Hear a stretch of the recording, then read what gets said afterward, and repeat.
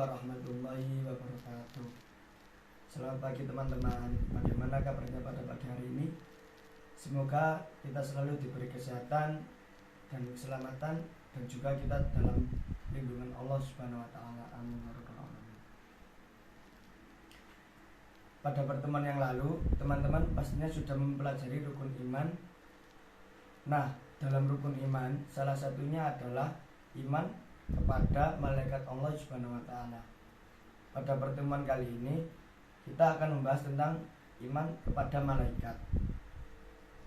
Sebelum kita mempelajari lebih lanjut apa itu iman kepada malaikat Allah Subhanahu wa taala, mari kita berdoa terlebih dahulu agar pembelajaran pada hari ini dapat berjalan dengan lancar dan ilmu kita menjadi ilmu yang barokah fid dini wa dunya wal akhirah. Mari bersama-sama kita berdoa. Bismillahirrahmanirrahim. Rabbi zidni ilma warzuqni fahma waj'alni minas shalihin. Amin ya rabbal alamin. Nah, malaikat Allah Subhanahu wa taala. Sebenarnya malaikat Allah Subhanahu wa taala itu ada banyak. Namun yang wajib kita imani dan yang wajib kita ketahui hanya 10 malaikat.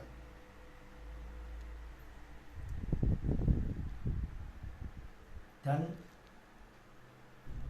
akan kita bahas 10 malaikat Allah beserta tugas, dalil naqli dan hikmah mewujudkan perilaku beriman kepada malaikat Allah Subhanahu wa taala.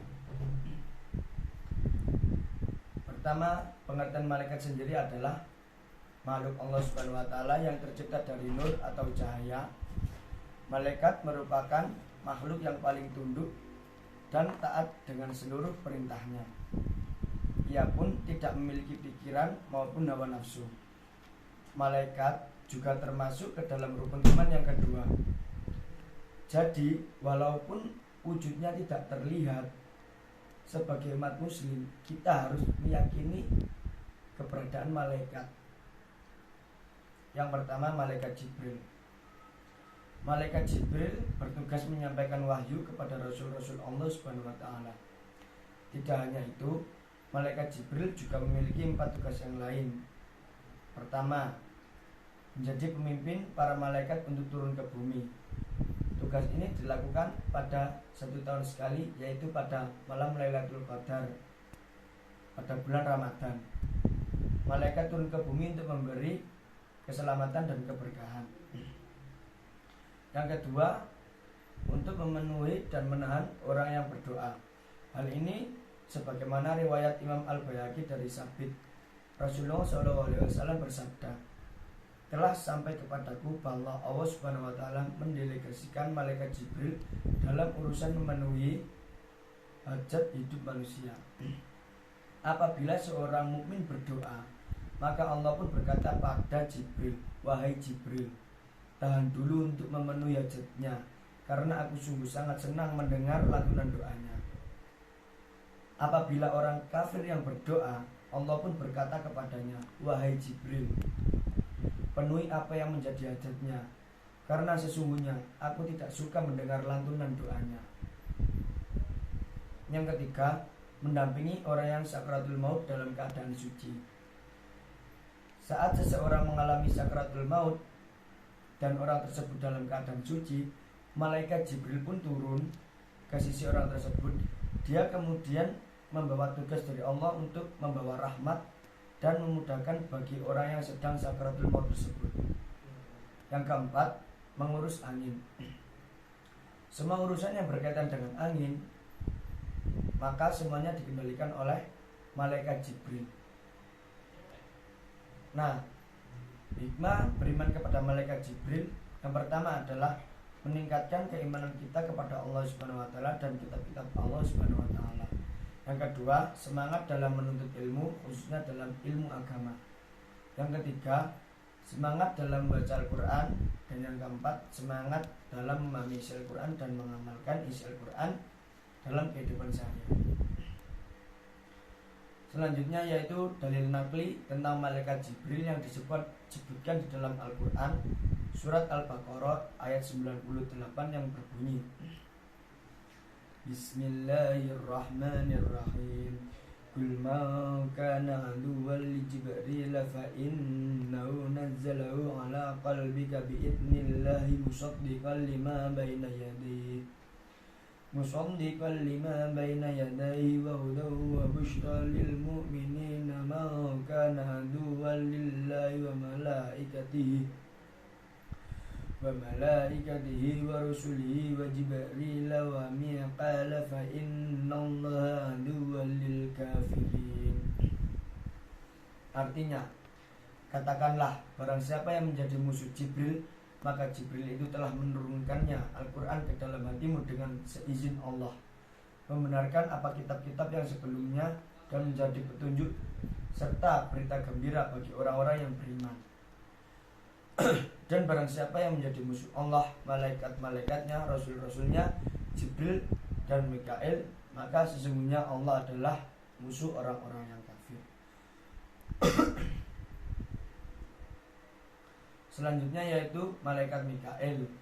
Malaikat Mikail bertugas sebagai pemberi rezeki kepada makhluk Allah Subhanahu wa taala.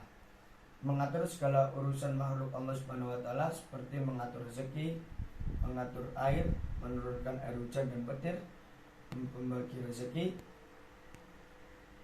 termasuk kepada hewan, tumbuhan, dan makhluk Allah yang lain. Selain itu, ada juga tugas malaikat Mikail selain membagi rezeki pada Allah. Yang pertama yaitu menurunkan hujan dan menumbuhkan pepohonan. Yang kedua, memberi rezeki yang tak pernah tersenyum. Hal ini dikarenakan sejak diciptakan neraka dan diperlihatkan kepada malaikat Mikail. Yang ketiga yaitu menahan matahari dengan sayapnya. Dan yang terakhir, mendampingi malaikat Jibril menjalankan tugas-tugasnya. Hikmah beriman kepada malaikat Mikail, ciptaan Allah Subhanahu wa taala, dan selalu menjaga keyakinan agama hingga maut menjemput. Dalil malaikat Mikail di Al-Quran disebutkan pada surat Al-Baqarah ayat 98, seperti halnya pada dalil di malaikat Jibril. Selanjutnya yaitu malaikat Israfil bertugas sebagai meniup sangkakala di hari kiamat. Saat itu dunia dan seisinya akan hancur. Tidak ada yang tahu kapan kiamat itu datang. Sangkakala akan ditiup 3 kali. Tiupan yang pertama akan mengguncangkan seluruh langit dan bumi. Tiupan kedua akan membangkitkan manusia dari alam kubur. Dan tiupan ketiga akan mengumpulkan manusia di padang mahsyar. Tidak hanya itu, tugas lain dari malaikat Israfil adalah satu, menemani malaikat lain untuk bertasbih kepada Allah Subhanahu wa taala. Yang kedua, mengayomi seluruh makhluk dan alam semesta. Hikmah beriman kepada malaikat Israfil: satu, memotivasi dalam diri untuk mempersiapkan bekal kehidupan di akhirat kelak. Kemudian membantu dalam meningkatkan keimanan terhadap hari kiamat. 3, mencegah timbulnya sifat hubud dunia atau sifat cinta terhadap dunia, sifat yang terlalu cinta terhadap dunia. Dan yang keempat, membuat kita yakin bahwa hidup di dunia hanya sementara dan hidup di akhirat kelak adalah abadi. Dalil nakli tentang malaikat Israfil disebutkan di dalam surat doa iftitah yang berbunyi,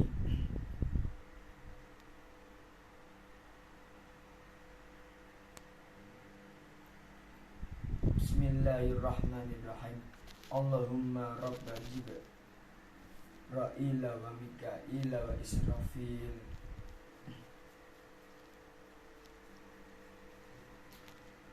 Selanjutnya yaitu malaikat Israel. Malaikat Israel mempunyai tugas sebagai mencabut nyawa. Semua makhluk hidup Allah Subhanahu wa taala akan dicabut nyawanya oleh malaikat Israfil ketika sudah ajal menjemputnya. Tapi sekali lagi, kita tidak tahu kapan malaikat Israel mencabut nyawa kita.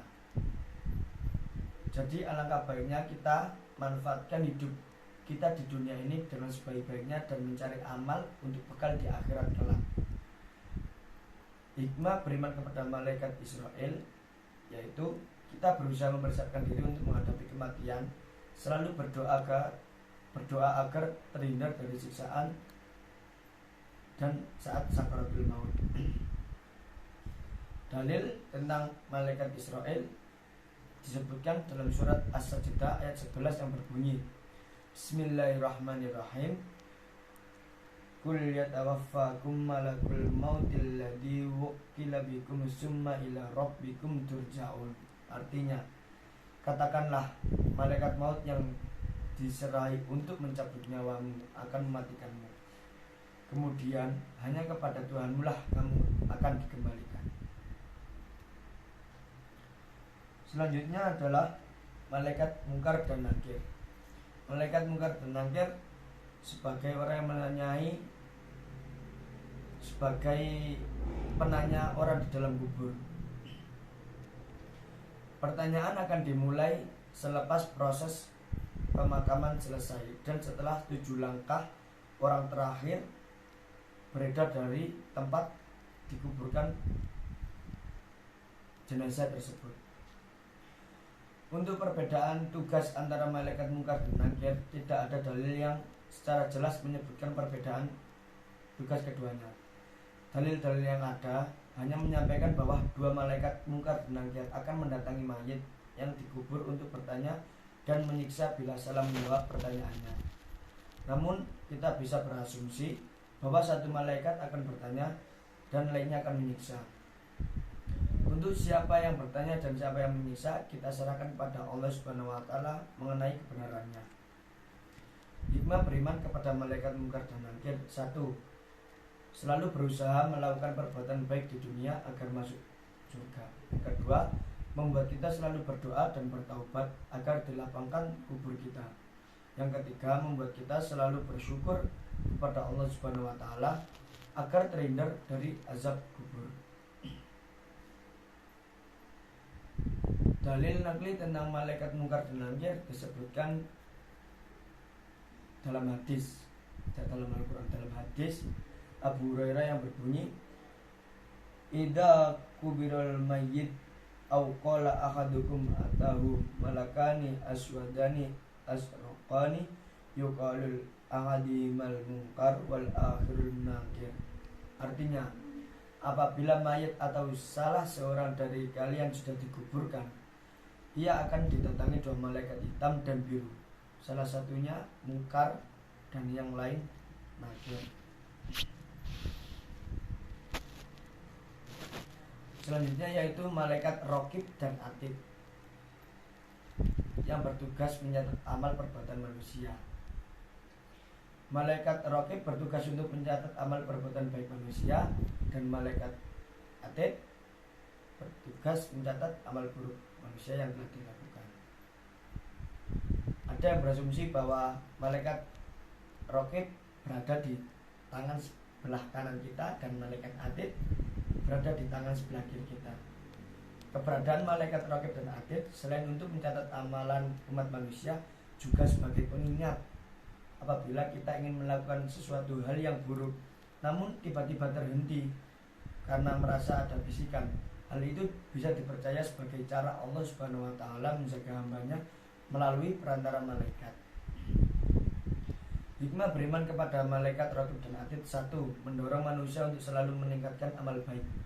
Yang kedua, selalu berhati-hati ketika bertindak untuk menghindari perbuatan dosa. Yang ketiga, selalu melakukan perbuatan baik atau amal soleh dan menghindari sikap tercela maupun sikap-sikap jelek lainnya.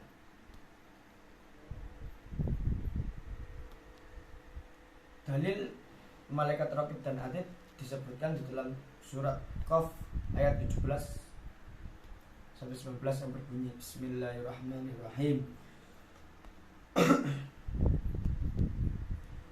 Id yatalaqal mutalaqiyani anil yamini wa anishimali wa yidu ma yalfidu min qawlin illa ladaihi raqibun atid, yang artinya yaitu ketika dua orang malaikat mencatat amal perbuatannya, seorang duduk di sebelah kanan dan yang lain duduk di sebelah kiri, tiada suatu ucapan pun yang diucapkannya melainkan ada di dekatnya malaikat raqib dan atid, pengawas yang selalu hadir.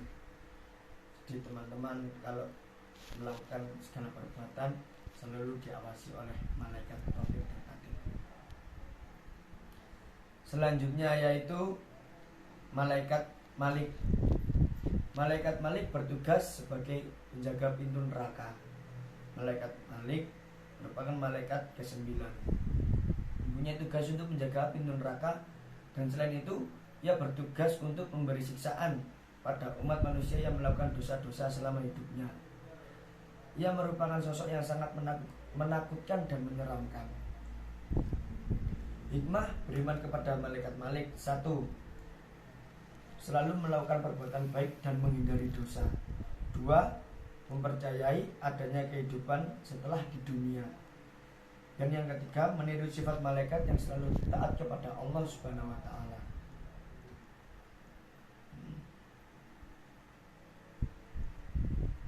Dalil tentang malaikat Malik dalam surat Az-Zukhruf ayat 77 yang berbunyi, Bismillahirrahmanirrahim.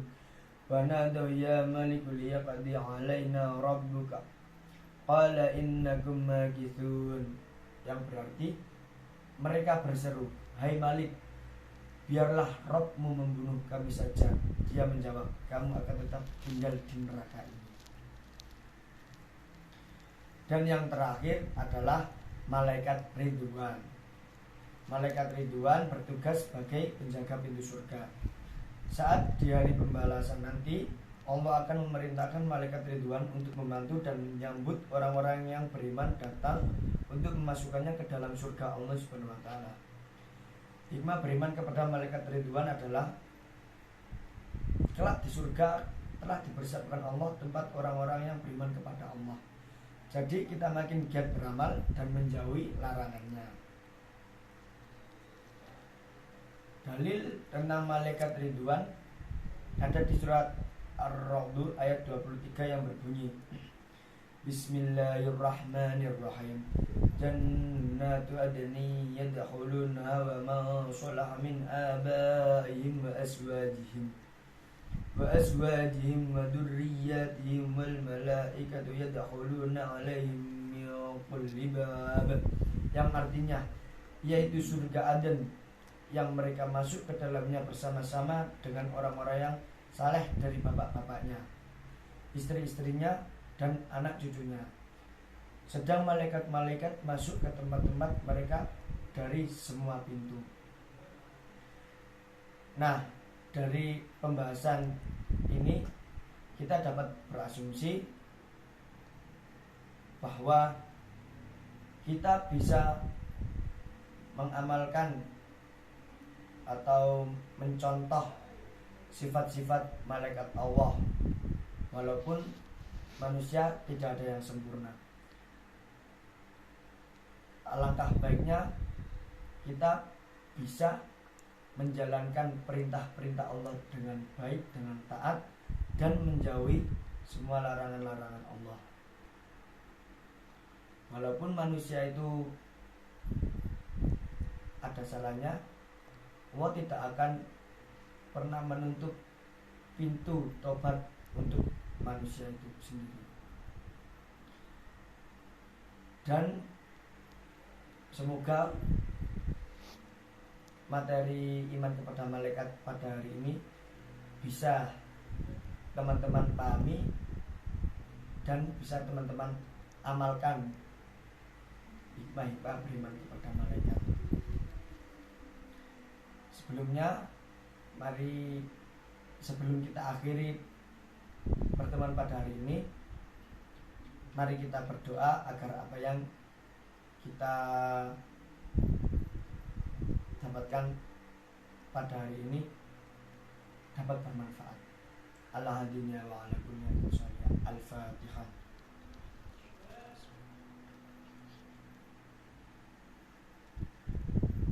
Amin amin ya rabbal alamin. Akhirul kalam, wabihi nasta'in wa ala umuri dunya waddin. Assalamualaikum warahmatullahi wabarakatuh.